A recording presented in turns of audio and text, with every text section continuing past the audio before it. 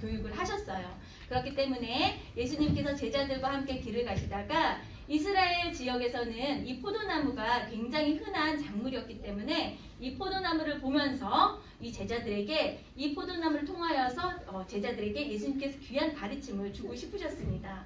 그런데 이 1절 말씀 저희가 함께 읽지 않았지만 예수님이 뭐라고 말씀을 시작하시냐면 나는 참 포도나무요 내 아버지는 농부라 라고 말씀하십니다. 예수님께서는 제자들에게 예수님 스스로가 참 포도나무라고 비유하십니다. 참 포도나무는 어떤 포도나무일까요? 네, 왜 참 포도나무로 강조했을까? 가짜 포도나무도 있었나? 네, 이게 이스라엘 전통에서 깊게 이해할 수 있는데요. 이사야 5장에 보면 하나님께서 이스라엘 백성들에게 내가 너에게 극상품 포도나무를 심었더니 너희들이 들포도나무 열매를 맺었다고 이야기를 해요. 즉 이스라엘과 하나님과의 관계에 있어서 하나님은 이스라엘 백성들에게 너희는 나의 백성이 되고 나는 너희의 하나님이 되겠다. 그러한 언약의 관계를 주셨는데 이스라엘 사람들은 그 언약에 따르지 않고 그들의 중심에 하나님을 섬기지 않고 그들이 자신의 세상의 것들을 따라가고 헛된 것들을 따라가는 삶을 사는 그 삶의 열매를 보고 하나님께서 그렇게 말씀하신 거죠. 그런데 그렇게 우리가 겉으로는 우리가 이스라엘의 후손이야, 우리가 아브라함의 후손이야 라는 프라이드를 가지고 있지만 그들의 삶의 실제적인 면에서는 하나님의 자녀자운 어떠한 행실도 드러낼 수 없었던 다른 이스라엘 그런 백성들과 차별화되게 예수님께서는 나는 참 포도나무다. 나는 온전히 하나님의 그 뜻을 드러내는 하나님의 그 언약 가운데 있는 참 포도나무라고 선포하고 있습니다. 그러면서 예수님께서 우리는 뭐라고 이야기하시냐면 저희가 읽지 않았지만 5절 말씀에 보면 나는 포도나무요 너희는 가지라 라고 말씀하고 있습니다. 예수님께서 포도나무고 우리는 가지라고 이야기합니다. 그렇다면 여러분 포도나무를 심었을 때 이 포도나무의 존재 이유는 무엇일까요? 네. 자, 존재 이유는 무엇일까요? 손을 들고 대답해 주십시오. 존재 이유는 무엇일까요? 네, 유나 기자님. 네. 열매 맺게 하기. 네, 열매 조금 부족합니다. 그렇지만 첫 번째이기 때문에 상품 드리겠습니다. 네. 열매를 맺는데 여기 한 단어가 더 부족해요. 자, 어떠한 것을 이 농부는 원할까요? 열매는 열매인데 네, 손 들고 이야기해 주십시오. 네, 네. 풍성한 열매. 네, 정답입니다. 정답입니다. 네, 오늘 우리 강동호 이분이 여기가 좀 모범생, 고등생 스님입니다. 네, 다른 순도 분발해 주십시오. 네, 예수님께서는 그 포도나무가 이때 그냥 열매가 아니라 풍성한 열매를 맺기를 원하셨습니다. 풍성한 열매. 풍성한 열매를 맺으려면 어떻게 해야 될까요? 자, 세 번째 퀴즈가 나가고 있습니다. 풍성한 열매를 맺으려면 어떻게 해야 될까요? 자, 저와 눈을 피하지 마시고 도전하십시오. 네! 뿌리를 잘 내려야 됩니다. 네? 뿌리를 잘 내려야 됩니다. 뿌리를 잘 내려야 됩니다. 네. 용기가 네, 좋은 도전이었습니다. 네. 네, 좋은 대답이었어요. 제가 보니까 출제자를 잘못한 것 같아요. 왜냐하면 포도나무가 열매를 많이 맺기 위해서는 뿌리를 잘 내려야 되는데 우리가 가지예요. 가지 입장에서 풍성한 열매를 맺으려면 어떻게 해야 될까요? 자, 여러분, 네, 이건 용기 있게, 네, 나무에 잘 붙어 있어요. 네, 저희 큰 박수 부탁드립니다. 일어났다. 네, 아유, 감사합니다. 네, 선물이 약소하여서 돈을 보태서 드셔야 됩니다. 네, 뭐라고 하셨죠? 많은 열매를 맺기 위해서는 잘 붙어 있어요. 잘 붙어 있어야 합니다. 그래서 이 표현을 예수님께서 뭐라고 말씀하셨냐면 내 안에 거하라 나도 너희 안에 거하리라 라고 이야기했습니다. 내 안에 거하라. 예수님께서 우리에게 초청하고 계세요. 너희는 내 안에 거하라. 그러면 나도 너희 안에 거하겠다.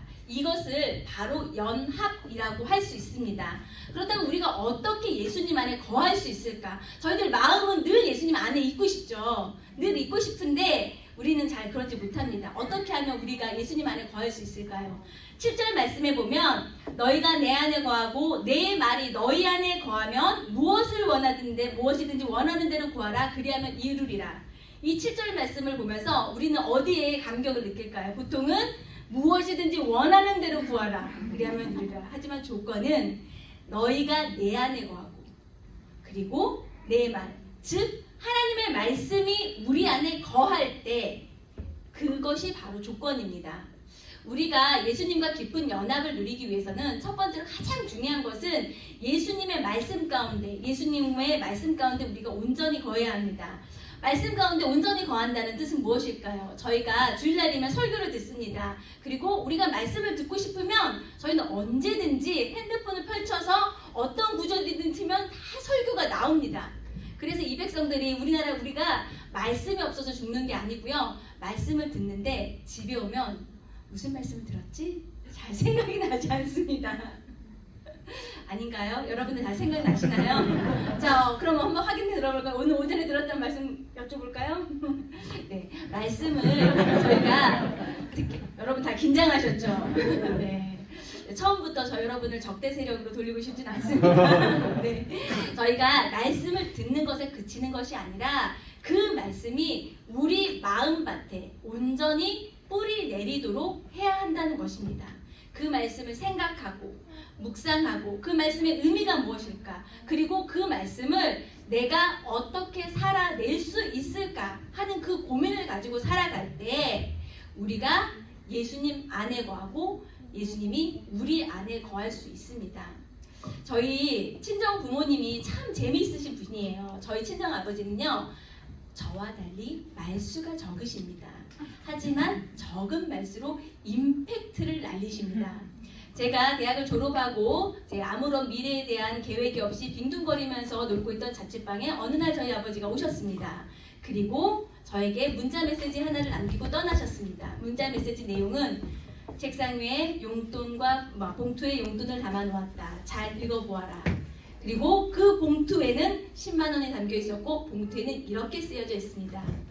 주님 보시기에 정결한 삶을 살아라. 어떤 의미였을까요? 네, 20대의 자취생의 삶이 여러모로 정결치 못하였던 것 같습니다. 그런데 저는 그 봉투를 볼 때마다 왠지 그 말이 너무 무거워서 그 봉투를 있는 돈을 확 꺼내서 쓸 수가 없고 봉투를 버릴 수도 없겠더라고요. 그래서 책상에 붙여놨습니다. 주님 보시기에 정결한 삶을 살아라. 네, 그 말씀이 머무는 동안, 그 말씀이 제 안에 있는 동안 저는 그래도 조금 더 정결한 삶을 살 수가 있었습니다. 마찬가지로 예수님의 말씀이 우리 가운데 머물 때 우리는 그로 인한 영향력을 충분히 저희가 드러낼 수 있습니다. 사실 내 안에 거하고 너희가 내 안에 거하고 내 말이 너희 안에 거하면 이 말씀은요 우리가 어떤 이 세상에서는 우리가 좋은 결과를 내기 위해서 노력을 해야 된다고 이야기해요.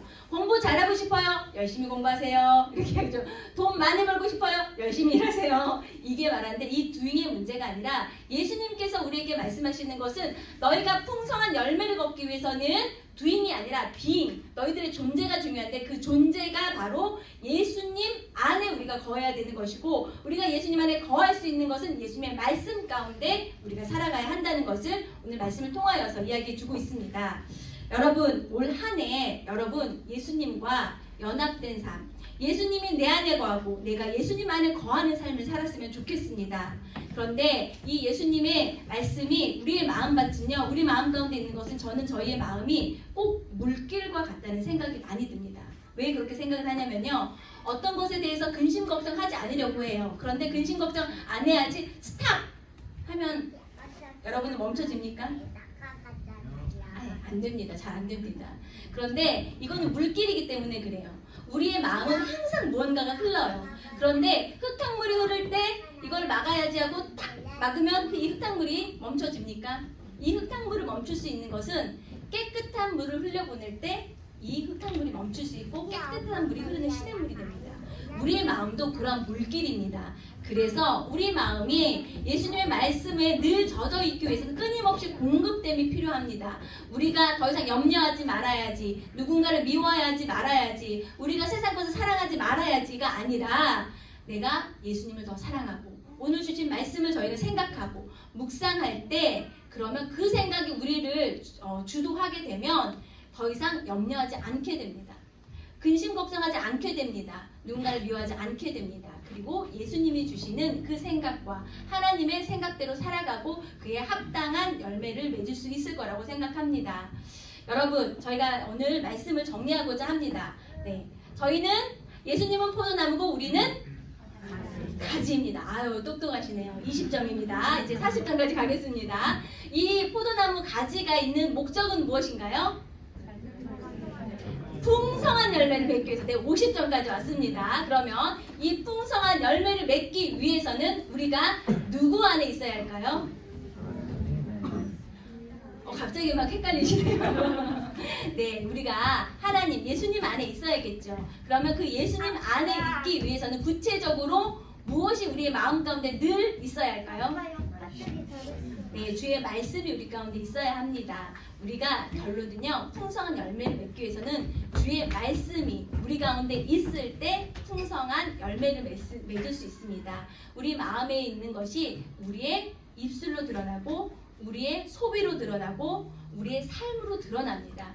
우리 가운데 예수님으로 충만하여서 그런 풍성한 열매를 맺을 수 있는 우리 2023년 청장년부가 다 될 수 있기를 간절히 바라겠습니다. 네, 저희 함께 기도하겠습니다. 사랑이 많으신 하나님 아버지, 하나님 2023년 새로운 해를 주시고 저에게 새해 날 하나님 앞에 모여서 예배할 수 있게 하여 주시니 감사합니다. 하나님, 저희가 이 예배를 드리면서 하나님 아버지 앞에 저희들의 간절한 마음의 소원을 올려드립니다. 하나님, 2023년 저희가 우리 주님과 함께 깊은 연합을 이루기를 원합니다. 예수님이 내 안에 계시고 내가 예수님 안에 머물면서 오직 주의 그 삶의 풍성한 열매가 드러나는 삶을 살게 하여 주시옵소서. 주님의 말씀이 우리 귀에 들렸다가 그냥 흘러가 버리는 것이 아니라 그 말씀이 우리의 생각과 우리의 마음과 우리의 입술과 우리의 삶과 우리의 인격의 열매 맺음으로 성장할 수 있도록 우리 주님께서 함께하여 주시옵소서. 하나님, 오늘은 특별히 새로운 순으로 저희가 새로운 만남을 갖게 되었습니다. 우리 모든 만남의 자리 가운데 우리 주님께서 함께하여 주시어서 진정한 서로를 향한 환대의 마음이 있게 하여 주시고 서로를 있는 모습 그대로 받아들이고 또 위에서 기도하고 사랑하고 축복하는 그런 모든 순이 되도록 주님 도와주시옵소서. 모든 것을 우리 주님께 의탁드리며 살아계신 예수 그리스도 이름 받들어 기도드리옵나이다. 아멘.